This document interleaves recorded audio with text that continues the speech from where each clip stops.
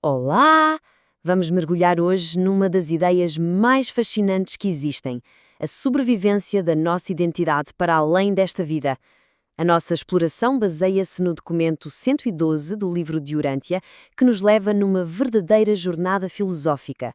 Vamos seguir o percurso da nossa essência, desde o ponto de partida aqui na Terra até um destino que é, bem, eterno. Estão a postos? E para começar, vamos direto à grande questão, não é? Aquela que, no fundo, todos nos fazemos. Com tanta coisa a mudar à nossa volta e até dentro de nós, o que é que realmente fica? O que em nós é para sempre? É essa pergunta que este texto se propõe a responder. Muito bem, para respondermos a isso, precisamos de conhecer a protagonista desta história cósmica, a personalidade. De acordo com esta fonte, é ela o verdadeiro núcleo do nosso ser, a essência que faz esta viagem incrível através do tempo e da eternidade. Então, o que é exatamente essa tal de personalidade? Bem, esqueçam a ideia de que são os nossos gostos ou manias. O texto define-a como uma dádiva divina, uma qualidade da realidade que não muda e que nos é concedida. Ou seja, não é algo que a gente constrói, mas algo que somos na nossa essência. É ela que nos dá uma identidade unificada e, o mais importante de tudo, é ela que tem o potencial de continuar a existir depois da morte do corpo. E as características dela são, uau, fascinantes. Primeiro, ela é única. É como uma impressão digital cósmica. Não existem duas iguais em todo o universo. É a nossa âncora, aquilo que permanece constante mesmo quando tudo o resto está em fluxo, e aqui vem a parte crucial. Ela tem livre-arbítrio. É essa capacidade de escolher que abre a porta para a sua sobrevivência para que possa continuar a jornada juntamente com a alma. Ok, mas se a personalidade já é essa coisa eterna, então para que serve esta vida?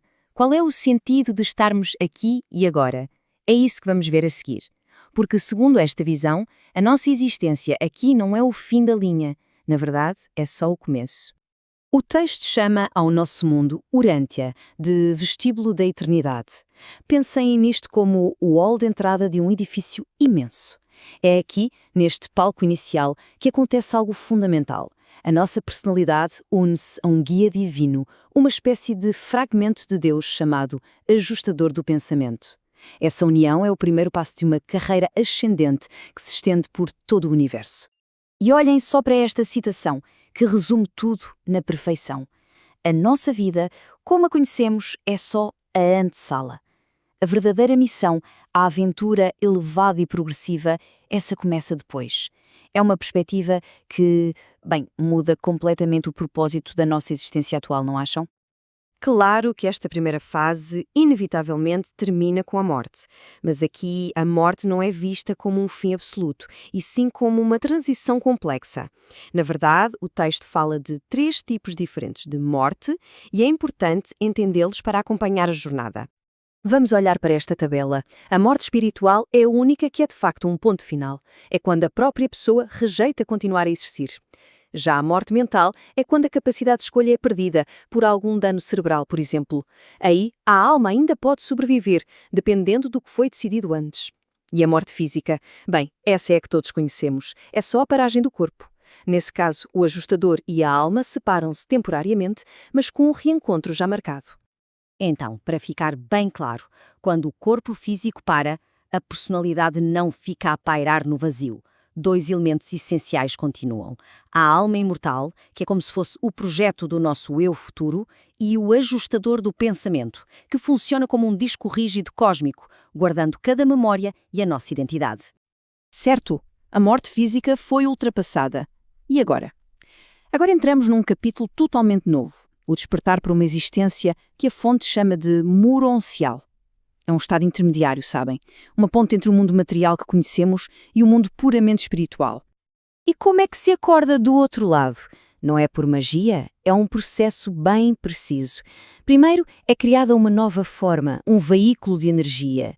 Depois, o ajustador, o guardião da nossa identidade, volta com todas as nossas memórias.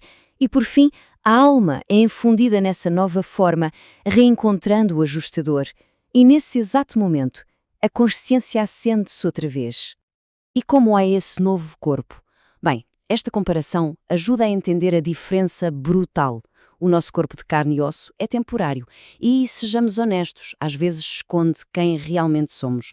Já a forma moroncial é diferente, é um veículo de energia que, pouco a pouco, vai se tornando um reflexo cada vez mais fiel e transparente da nossa natureza interior. Imagina acordar de um sono muito, muito profundo. No início é tudo meio nebuloso, como se fosse um sonho, certo? O texto descreve o despertar a si mesmo. As memórias da vida anterior vão voltando aos poucos. Mas a boa notícia é que a continuidade da nossa identidade está garantida. A ligação com o passado não se perde, só se torna mais clara com o tempo. Toda essa jornada moroncial é uma fase de um crescimento incrível, mas ainda não é o destino final. É a preparação para o grande clímax desta saga cósmica, a fusão. A união definitiva entre a personalidade que fomos e o seu guia divino, o ajustador. A fusão é o culminar de todo o percurso. É o momento em que a criatura, vinda do tempo e do espaço, e aquele fragmento do Criador se tornam uma coisa só. Uma única entidade, inseparável para toda a eternidade. É a união permanente do humano com o divino. E o que é que essa fusão nos dá? Basicamente, tudo. A imortalidade deixa de ser uma possibilidade e passa a ser um facto consumado. A carreira eterna está garantida. A pessoa evolui para uma ordem de ser completamente nova, uma combinação única que nunca antes existiu. É, no fundo, a segurança final. E para terminar esta nossa análise, acho que nada capta melhor a grandiosidade disto do que esta citação. É de tirar o fôlego, não é? A ideia de que uma criatura vinda do pó pode tornar-se co-eterna com Deus, destinada a participar em novas criações. É uma verdadeira epopeia cósmica, que nos convida a pensar no potencial ilimitado que existe dentro da personalidade humana.